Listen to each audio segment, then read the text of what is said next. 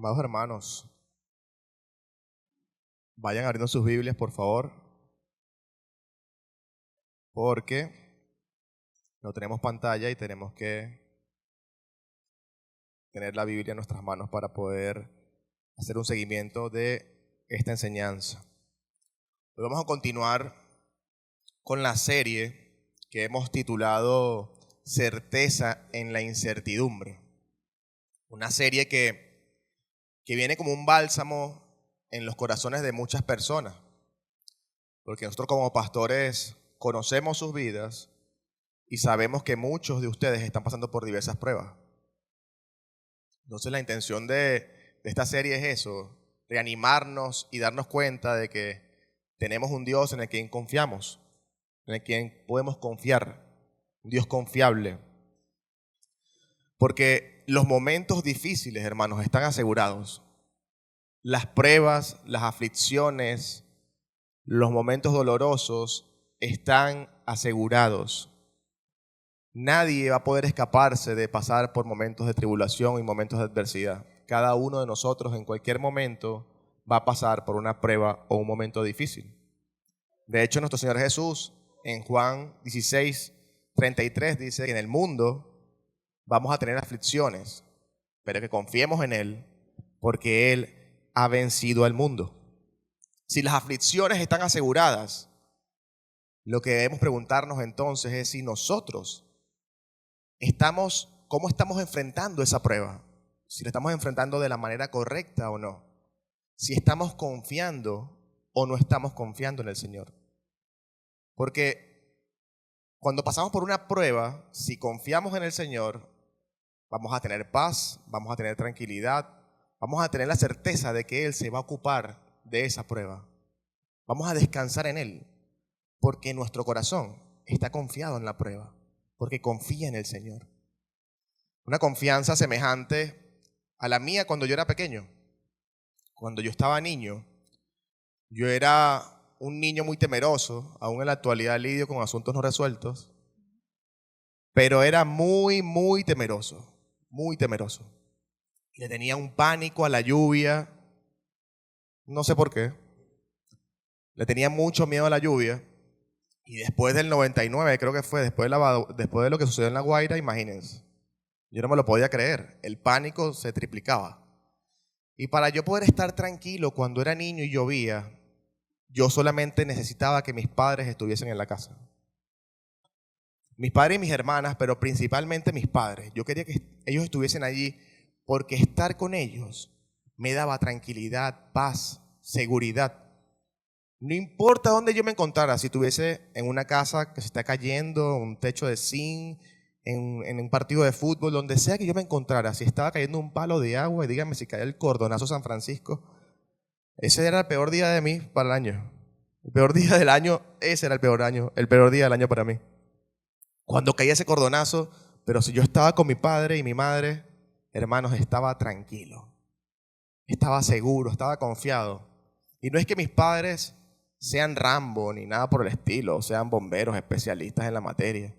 No, sino que ellos habían demostrado ya que yo podía confiar en ellos. Ellos me cuidaban, me amaban, estaban conmigo siempre.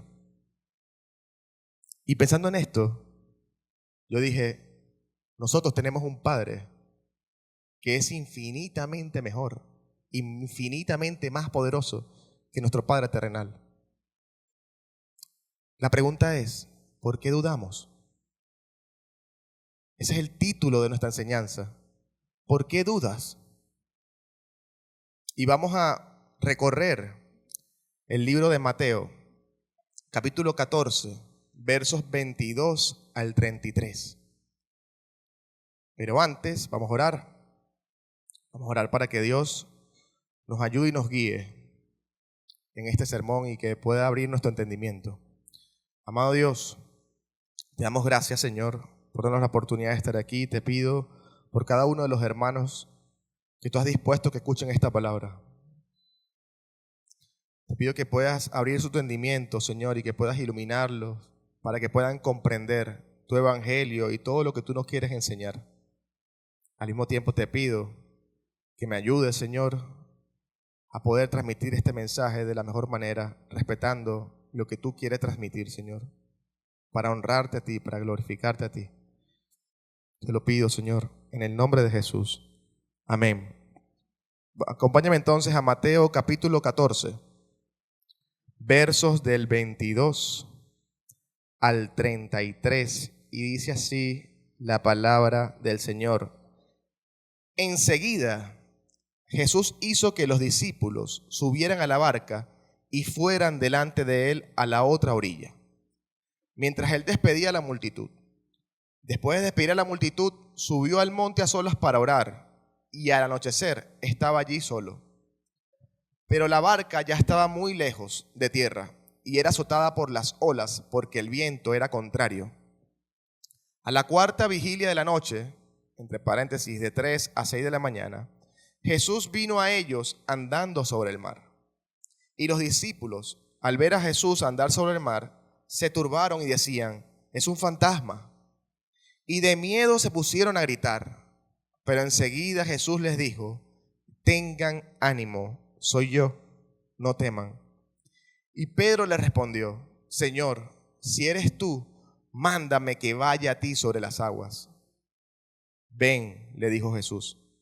Y descendió Pedro de la barca y caminó sobre las aguas y fue hacia Jesús. Pero viendo la fuerza del viento tuvo miedo y empezando a hundirse gritó: Señor, sálvame. Al instante Jesús, extendiendo la mano, lo sostuvo y dijo: hombre de poca fe, ¿por qué dudaste? Cuando ellos subieron a la barca, el viento se calmó. Entonces los que estaban en la barca lo adoraron diciendo: en verdad, eres Hijo de Dios. Hoy, por medio de esta palabra, hermanos, que muchos conocen, vamos a comprender, y la idea principal de esta enseñanza es que debemos confiar en nuestro Salvador. Debemos confiar en nuestro Salvador. Esa es la idea principal de esta enseñanza. Y para ello vamos a recorrer una estructura de 2 partes. Y la primera es que la duda te derriba, versículos 22 al 31. Y la segunda parte es que la confianza te sostiene, versos 32 a 33. La idea principal es que debemos confiar en nuestro Salvador. 2 partes de la estructura: la duda te derriba, versos 22 al 31, y la confianza te sostiene, versos 32 al 33. Acompáñame entonces, hermanos, a montarnos en la barca, a ver qué fue lo que pasó en esta historia. Y esta historia inicia con un conector. Dice enseguida. Y de acuerdo a lo que hemos aprendido los días miércoles, si esto inicia con un conector, debemos saber qué es lo que ocurre en el contexto literario anterior para saber de qué manera informa nuestro mensaje, ¿cierto? Entonces, ¿qué está sucediendo anteriormente, antes de esta historia principal? Lo que sucedió fue que el Señor Jesús estaba junto con sus discípulos y una gran multitud de personas. Estaban en Betsaida, cerca de la orilla del mar de Galilea. Y había muchas personas allí detrás de Jesús porque ya sabían que Jesús era aquella persona que podía sanarlos, que podía ayudarlos en sus problemas. Era el milagroso, el curandero de la época según ellos. Y Jesús estaba consciente de eso. Dice Juan 6:26, no tiene que ver con este pasaje en sí, pero Jesús estaba consciente de que la multitud lo seguía solamente por sus milagros. Dice así: les digo la verdad, dice Jesús, ustedes quieren estar conmigo porque les di de comer, no porque hayan entendido las señales milagrosas. Esa población que estaba allí, desesperada por estar con Jesús, solamente querían estar con Él porque Jesús hacía milagros. Entonces todos estaban desesperados por ir a verlo. ¿Y qué sucedió? Relata el libro de Juan, que también relata esta misma historia de los panes, y también relata la misma historia del barco, que la multitud empezó a ver a Jesús como un líder y querían proclamarlo rey. Querían que Jesús ya tomara el reinado porque sí, evidentemente, si Él es el Todopoderoso y hace muchos milagros, bueno, que nos dé todo, que nos dé comida, que nos sane todo. Él es el rey que estamos esperando. Y querían ya formar un movimiento para proclamarlo rey. Jesús, al ver esto, entendiendo que su propósito no era ser rey terrenal, sino un rey eterno, entendiendo que su propósito era venir a este mundo para sacrificarse y entregarse para morir por nosotros, dijo, no puedo permitir que esta gente me declare rey porque yo no vengo por este mundo con este propósito. Enseguida le dijo a sus discípulos que se montaran en la barca. Porque los discípulos también podrían tener un falso concepto de lo que venía a ser el Señor. Y si era su amigo, evidentemente capaz también querían que se nos lo nombraran rey. El Señor hizo que los discípulos subieran a la barca. Enseguida, dice el texto, enseguida hizo que los discípulos subieran a la barca. Los discípulos, obedeciendo al Señor, se montaron en la barca y el Señor se apartó a orar. Pero ¿qué pasó después? Verso 24. Pero la barca ya estaba muy lejos de tierra y era azotada por las olas porque el viento era contrario. El libro de Marcos, que también relata esta historia, nos deja también un punto importante, y es que el Señor Jesús estaba viendo desde lejos lo que estaba sucediendo. Jesús estaba orando, pero Él no estaba dejando de ver a los discípulos. Él estaba observando lo que estaba sucediendo, porque el Señor observa cada uno de nuestros problemas. Para Él no es ajeno la prueba que tú estás enfrentando, hermano. Tu problema, tu aflicción, tu adversidad, tu enfermedad, no es ajeno para Jesús. Él está observándote. Dice Mateo, capítulo 10, verso 29, que 2 pajarillos no valen más que una moneda. Técnicamente no valen nada en el mercado en ese momento. Pero aún así, Dios está pendiente de si se muere o no uno de esos pajarillos. Imagínense ustedes, Dios está pendiente de todas las cosas. Si está pendiente de un pajarillo, va a estar pendiente de ti también. Dice el Salmo 121, que no duerme el que me cuida. No duerme el que cuida a Israel. Dice el Salmo 139, que Él conoce mi sentar y mi levantarme. Entiende desde lejos nuestros pensamientos. Has escudriñado mi andar y mi reposo. Todos mis caminos le son conocidos. Dice Mateo 28, la gran comisión, que Él estará siempre con nosotros hasta el fin del mundo. Dice Salmo 34, que los ojos del Señor están sobre los justos y sus oídos atentos a nuestro clamor. ¿Qué estoy evidenciando con todo esto, hermano? Estoy evidenciando que Dios está pendiente de nosotros. En la prueba, en la adversidad, Dios está pendiente de ti. Está observándote. Tenemos un Dios que te está observando y está pendiente de ti porque si se preocupa por los pájaros, ¿cuánto más no se va a preocupar por ti? Te está observando. Dice que te acompañará siempre. Él está contigo en esta prueba y en esta adversidad que tú puedes estar enfrentando. En esta enfermedad, en este problema matrimonial, en este problema con tus hijos, en este problema económico, en este problema con los hermanos de la congregación, en este problema laboral. Cualquier problema que tú estés enfrentando, hermano, Dios está allí observándote. Está atento a lo que está sucediendo. Los ojos están sobre los justos, atentos a su clamor. Nuestros problemas no se escapan de su control. Tenemos que tener presente eso. Nuestros problemas no se escapan del control de Dios. No se duerme nunca. No fue que cuando te dieron el diagnóstico que te dieron, fue porque Dios estaba volteando al otro lado. No fue cuando atropellaron a Olimar que parpadeó el Señor y la atropellaron y no pudo salvarla. No fue cuando te botaron del trabajo que Dios no estaba viendo. No, hermano, no duerme el que te cuida. Él está observándote. Él está pendiente de ti. Pero pastor, si Él está observándolo todo y está pendiente de todo, ¿por qué permite que pasemos por estas pruebas? ¿Por qué? ¿Por qué Él permite que pasemos por las aflicciones que estamos pasando? En algunas oportunidades, hermanos, muchas veces las pruebas que estamos enfrentando son producto de nuestro pecado. Son consecuencia de lo que tú mismo has elegido hacer. Y Dios permite que vivas esas consecuencias. Pero muchas veces tú puedes estar honrando a tu Señor, haciendo lo correcto, y las aflicciones también van a llegar. Los discípulos estaban en la barca porque obedecieron a Jesús. Ellos obedecieron a Jesús y estaban en la barca y ahora se encuentran con este problemón. Las olas empezaron a poner los vientos, empezaron a poner las olas gigantes. Ellos estaban haciendo lo que podían, estaban agotados, remando para llegar a la orilla, pero estaban allí porque obedecieron a Jesús. Entonces no se trata de que si te portas bien o mal, se trata de que las pruebas y las aflicciones van a estar. Lo dijo Jesús, en el mundo tendremos aflicciones, pero esas aflicciones, esas pruebas, esas adversidades en nuestra vida tienen un propósito. Tienen un propósito. Pueden tener un propósito específico que tú vas a aprender, puedes aprenderlo en el camino, puedes aprenderlo en el final, pero cada quien puede tener un propósito específico de acuerdo a lo que Dios quiere trabajar en tu vida, pero también tienen propósitos generales.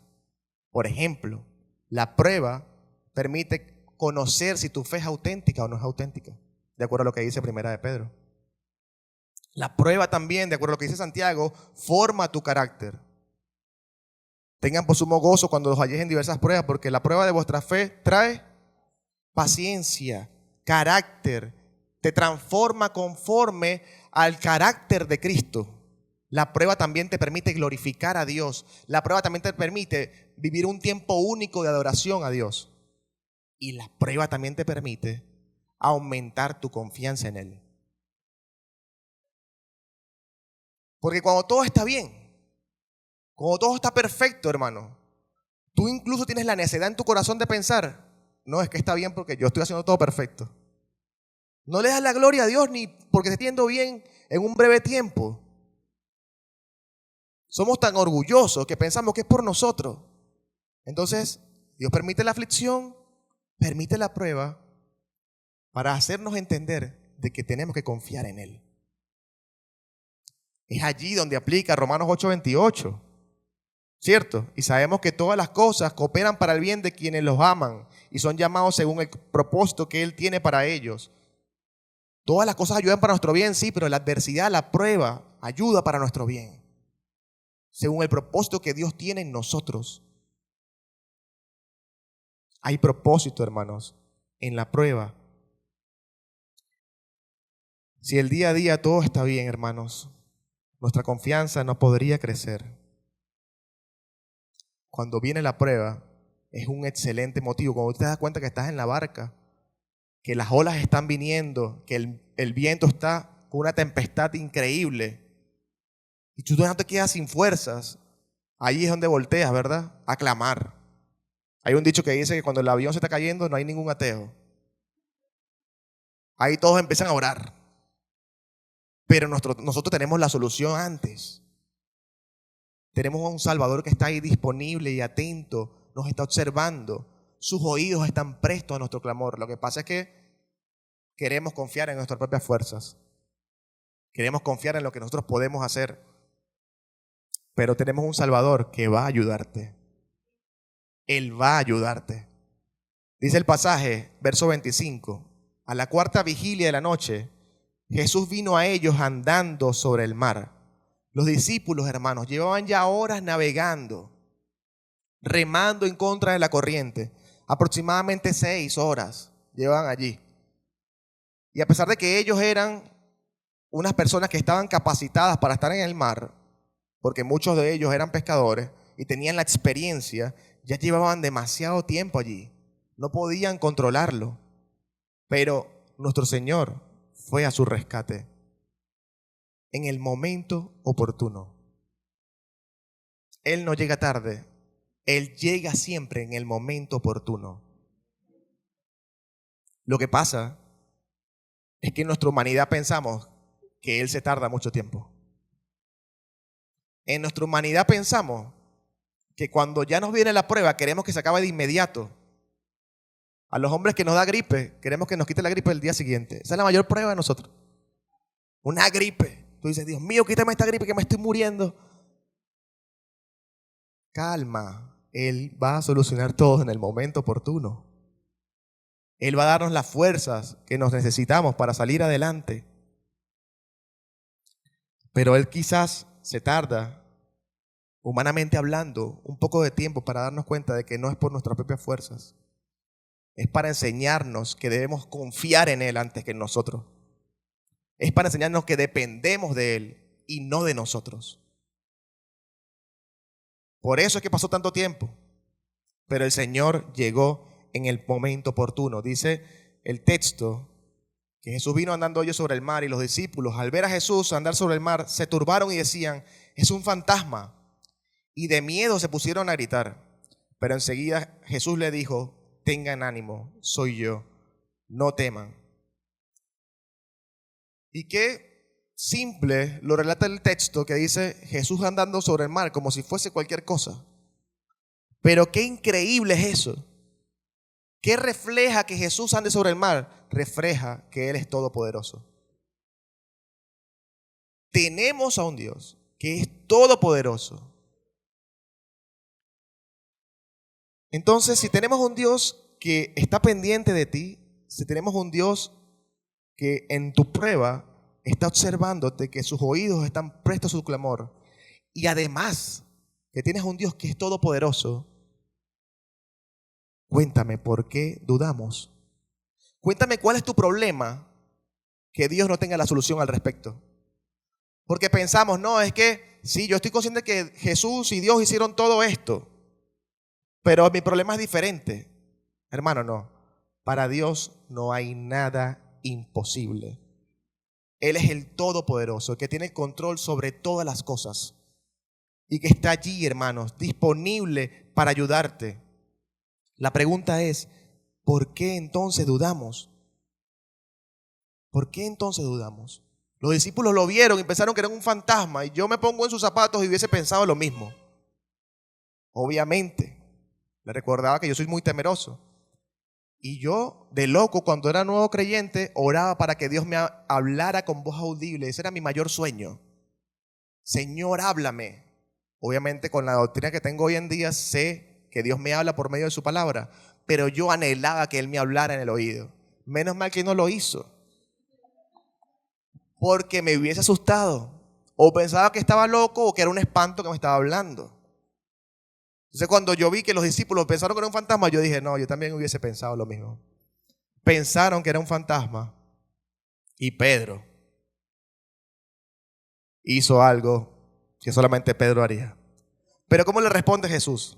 Jesús le responde: tengan ánimo, soy yo, no teman, tengan ánimo. Y yo pensaba cuando decía, tengan por sumo gozo cuando os halléis en diversas pruebas. Yo decía, pero ¿cómo que gozo? ¿Cómo que ánimo si yo estoy sufriendo? Yo no aguanto esta prueba. ¿Por qué Dios me dice que tengan ánimo? Pero hoy reafirmo y confirmo en mi corazón que cómo no voy a tener ánimo si está de mi lado el Todopoderoso. ¿Cómo no voy a estar animado si Él va a darme la salida a esta prueba? Si Él me va a ayudar. Y aún si no me da la salida, porque puedo tener un aguijón como el que lo tenía Pablo, Él va a estar conmigo siempre. Y me va a acompañar, y me va a guiar, y va a estar conmigo, ayudándome, respaldándome. Por eso es que podemos estar animados. Y Jesús utiliza un término increíble. Él dice, soy yo. Y yo decía, pero si veo que es un fantasma y tú me vas a decir que soy yo, ¿quién eres, vale? Pero cuando empecé a analizar ese soy yo y empecé a estudiar por qué el Señor Jesús utilizó ese término, llegué a la historia de Moisés. Cuando Moisés se encuentra con Dios y Dios le está dando la instrucción de lo que tenía que hacer, que tenía que liberar a su pueblo, y Moisés le dice, Señor, cuando vaya a rescatar a tu pueblo, ellos me van a preguntar en nombre de quién vengo. Y Dios le dijo, diles que viene de parte del yo soy. Yo soy el que soy. Entonces Jesús nos está afirmando que Él es Dios también. Que Él es el gran yo soy. Él es el gran yo soy que liberó al pueblo de Israel. Él es el gran yo soy que le dio la victoria a David sobre Goliat. Él es el gran yo soy que le dio la victoria a Gedeón sobre los madianitas cuando tenía un pueblo que era mucho menor que el de los madianitas. Él es el Dios que derribó los muros de Jericó. Él es el Dios, hermanos, que liberó a Daniel del foso de los leones. Él es el Dios que sanó a la mujer que estaba sangrando. Él es el Dios que sanó a sordos, mudos, paralíticos, ciegos. Él es el Dios que viéndonos hundir en nuestros delitos y pecados, mandó a su único Hijo, que vino a nuestro rescate para salvarnos. Cuando tú y yo estábamos hundidos en la miseria y nuestro pecado, cuando nos merecíamos el castigo que nos merecíamos, que era el infierno, que era estar destituidos de la gloria de Dios, Él mandó a su único Hijo para salvarnos, para rescatarnos. Él es el gran yo soy. Es el mismo Dios con el que contamos tú y yo hoy, hermanos. El mismo Dios que hizo todas esas cosas y que las hizo en el pasado, las seguirá haciendo en el presente y las seguirá haciendo en el futuro, porque Él es nuestro Señor, el gran yo soy. Podemos confiar en Él. Podemos confiar en Él. Les pregunto, ¿por qué dudamos? ¿Por qué dudamos entonces? Porque somos como Pedro. Y Pedro le respondió: Señor, si eres tú, mándame que vaya a ti sobre las aguas. Ven, le dijo Jesús. Y descendiendo Pedro de la barca, caminó sobre las aguas y fue hacia Jesús. Pero viendo la fuerza del viento, tuvo miedo y empezando a hundirse, gritó: Señor, sálvame. Al instante Jesús, extendiendo la mano, lo sostuvo y le dijo: Hombre de poca fe, ¿por qué dudaste? Dudamos en la prueba porque quitamos nuestra mirada de Jesús. Pedro confiaba en Jesús. Por supuesto que confiaba, porque si no, no se hubiese lanzado al mar, ni hubiese dado unos cuantos pasos. Él confiaba, pero al ver la tempestad, al ver las olas, al ver los fuertes vientos y ver que Jesús todavía estaba lejos, dudó y se hundió. Lo mismo nos pasa a nosotros. Lo mismo nos pasa a nosotros cuando nos dan ese diagnóstico de salud que tú no te esperabas y que te cambió la vida por completo. Tú dices: wow, ¿cómo lidio yo con esto?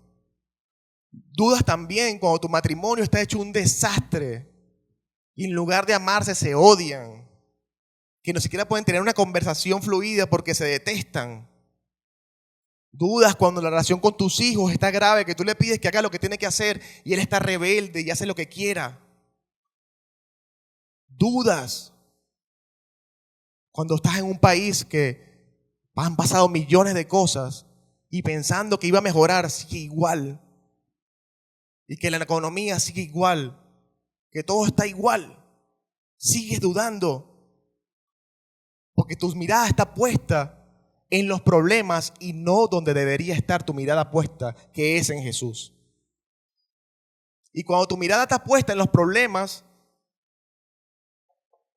la duda toca tu puerta y empiezas a sumergirte en la tristeza, en la depresión, en la ansiedad, en el pánico, en la angustia. A pesar de que eres un hijo de Dios, quitaste la mirada y todo esto empieza a atacarte, hermano. Pero tú tienes que volver a poner tu mirada en Jesús y recordar que tienes de tu lado al gran yo soy, que tienes de tu lado al Todopoderoso, que tienes de tu lado a aquel que no duerme, que está pendiente de ti, que sus ojos están puestos sobre ti y que sus oídos están atentos a su clamor, a tu clamor. Recuérdalo, recuérdalo. Yo sé que a veces nuestra vida se pone como una película de terror, pero de tu lado está el Todopoderoso. Es como si tuvieses a Iron Man, a Thor, al Capitán América, a Thanos, a todos juntos en uno solo, el Todopoderoso. Ese es nuestro Señor y aún más. aún mucho más. Por eso que el final de la película de nosotros es mejor. Tenemos una esperanza asegurada. La duda no es la ausencia de fe, hermanos, sino un fe que ha perdido su enfoque. La duda no es ausencia de fe, sino una fe que ha perdido su enfoque. Es una fe que te has puesto a preocuparte más por lo externo en lugar de estar ocupado en lo que tienes que hacer, en orar, en leer la palabra, en estar enfocado en tu Señor. Eso es lo que tenemos que hacer. Pero también esta duda puede venir de un corazón que siempre está dudando. Un corazón que siempre y absolutamente siempre está dudando. Y eso se debe a que muy probablemente no conoce al Señor. Porque tú no puedes confiar en alguien que no conoces. Entonces, si tú estás allí también diciendo es que yo siempre ando dudando, yo siempre me agobia todo, yo no creo que Dios tenga el poder para sacarme de esta situación, déjame decirte entonces que no lo conoces. Pero primero debes conocer lo que hizo por ti. Y para ello debes de clamarle y pedirle que te quite todos los problemas de la vista por un instante y te permita ver la maravillosa obra que hizo en Cristo Jesús por tu vida. Que se entregó por ti, que derramó toda su sangre, que tomó tu lugar, que cuando tú te merecías un castigo, Él sufrió para salvarte. Y murió y resucitó para darte una nueva vida, para sacarte de donde estabas hundido y permitirte vivir ahora. Una vez que Dios te abre el entendimiento y tú puedes entender quién es realmente Él y lo que hizo por ti, ahora estás aquí con nuestra barca con nosotros. Ahora eres un hijo de Dios que tiene un Padre todopoderoso que va a ayudarte y va a auxiliarte, estará contigo siempre hasta el fin del mundo. Pero necesitas primero enfocarte en comprender el Evangelio y pedirle a Dios que te ayude a entenderlo, porque Él es el que hace la obra en los corazones. Porque de lo contrario, vas a empezar a buscar a Dios como lo buscaban también las antiguas personas, por los milagros nada más. De lo contrario, vas a pensar que Dios es el genio de la lámpara que cuando estás mal lo busca y cuando estás bien ni pendiente. Te recomiendo que no hagas eso. No juegues con Dios. Busca al Señor de todo corazón. Pídele que te ayude a entender su evangelio para que puedas confiar en Él, para que lo puedas conocer realmente. Finalmente, hermanos, la confianza nos sostiene. El segundo punto de esta enseñanza, versos 32 al 33. Cuando ellos subieron a la barca, el viento se calmó. Entonces los que estaban en la barca lo adoraron, diciendo: en verdad eres el Hijo de Dios. Estar con Jesús, hermanos, representa que la prueba puede cambiar en cualquier momento. Se puede terminar en cualquier momento. En el momento oportuno, que tú y yo no sabemos cuándo va a ser ese momento oportuno, pero Él puede hacer lo que Él quiera hacer porque Él es todopoderoso y soberano. Ellos se montaron en la barca y todo pasó. Todo se calmó. El viento se calmó, las olas se calmaron. Por eso es que estar con Jesús es lo único que te va a sostener. Es lo único que te va a mantener en pie. El poner tu mirada en Él, el estar siempre con Él. No se trata de que tú confíes en tus familiares. Que tú digas, no, es que yo, el sostén de la familia son mis padres y ellos son los que me sostienen en la adversidad. No se trata de eso, hermano, porque te van a fallar. No se trata, hermanos, de que confíes en que vas a pasar la prueba y la adversidad o con un hobby o con lo que más te gusta hacer para que sea la carga más ligera. No se trata de que esperes que el tiempo te ayude a que esta prueba pase. Se trata realmente de que confíes en tu Salvador, porque tenemos un Salvador que es confiable y que Él va a ayudarte y Él va a auxiliarte conforme a su voluntad, a su tiempo, porque Él es un Dios todopoderoso y soberano. Y cuando nosotros estemos confiando en Él, nuestro corazón va a estar lleno de paz y de tranquilidad, porque estamos en sus manos. Dice Isaías 26:3. Tú guardarás en completa paz aquel cuyo pensamiento en ti persevera, porque en ti ha confiado. ¿Tú guardarás en qué? Completa paz. No es una migaja de paz. No es una porción de paz. Es completa paz. ¿A quién? Aquel cuyo pensamiento en ti persevera, porque en ti ha confiado. Confía en tu Señor. Confía en tu Señor, porque tenemos un Salvador que es confiable, hermanos. Que es confiable. Deja de rogar que pase la prueba y entiende que la prueba tiene un propósito. Más bien, busca lo que Dios te quiere enseñar por medio de la prueba. Estoy pasando por un mal momento, dime, Dios, ¿qué me quieres enseñar? Yo estoy aquí dispuesto. ¿Qué me quieres enseñar? ¿Qué me quieres mostrar? Necesito aprender de lo que tú me quieres enseñar. Porque Dios no se va a cansar de enseñarte. Y va a seguir utilizando también probablemente las pruebas. Porque no es la primera vez que los discípulos estaban en la barca en el mismo escenario. El pastor Jorge nos lo predicó. Estaban los discípulos en la barca. Jesús estaba dormido. Ellos estaban angustiados. No te preocupes por nosotros. Hombre de poca fe. Otra vez el mismo escenario. ¿Qué significa eso? Que Él no se va a rendir hasta transformar nuestro carácter y nuestra vida conforme a la estatura del varón perfecto que es Cristo Jesús. Él va a moldear nuestro carácter, va a moldear nuestra vida conforme a las pruebas, las tribulaciones, hasta que aprendamos lo que tengamos que aprender. Por eso preocúpate por pasar esa prueba con 20 puntos. Él va a estar igualito apoyándote y guiándote y trabajando en tu carácter, y lo hará siempre, siempre. Los discípulos en la historia anterior respondieron asombrados: ¿y quién es este que hasta los vientos le obedecen?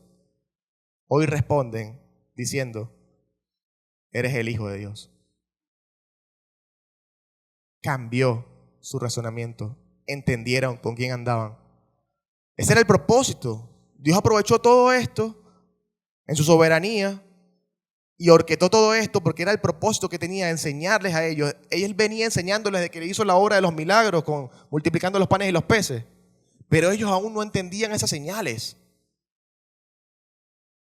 Pero cuando ya multiplicó los panes y los peces, veo a Jesús caminando sobre el mar, que calma las tempestades nuevamente. Tú eres el Hijo de Dios. Porque las pruebas entonces también son un puente que nos permiten y nos ayudan a ir directamente hacia Jesús. ¿Has escuchado el famoso deja que toque fondo? Las pruebas te conducen hacia Él, te llevan hacia Él, para que Dios transforme tu corazón y transforme su vida. Hoy quizás, hermanos, tu barca está llena de agua, los vientos se están soplando muy fuerte. Hoy quizás es el cordonazo de San Francisco. Te pregunto, ¿vas a dudar o vas a confiar en que tienes a un Dios todopoderoso que te ama, que está pendiente de ti, que te cuida y que te acompañará siempre? Fija tu mirada en Él. Fija tu mirada en Él. No bajes la guardia.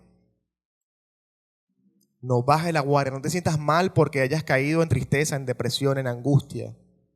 No te sientas mal por eso. Él comprende nuestra humanidad, pero no bajes la guardia. Él está contigo, viendo tu aflicción, viendo tu prueba, y te va a ayudar conforme a su voluntad. Oremos, hermano. Señor, te damos gracias. Muchas gracias, Señor. Porque te tenemos a ti y tú eres un Dios poderoso, maravilloso, soberano, perfecto. y que tienes el control absoluto de todas las cosas. Ayúdanos, Señor. Ayuda, Señor, a cada persona de esta iglesia, cada persona que me está escuchando por las redes, por cualquier lado. Ayúdalo, Señor, a que puedan mantener su mirada puesta en ti en los momentos de angustia, de adversidad y de prueba. Porque tú eres el que nos va a sostener. Tú eres el que nos sostiene, que nos cuida, que nos protege. Y te damos la gracia y la gloria a ti, Señor. Porque a pesar de los momentos difíciles, estamos aquí gracias a ti. Te amamos, Señor. En el nombre de Jesús. Amén.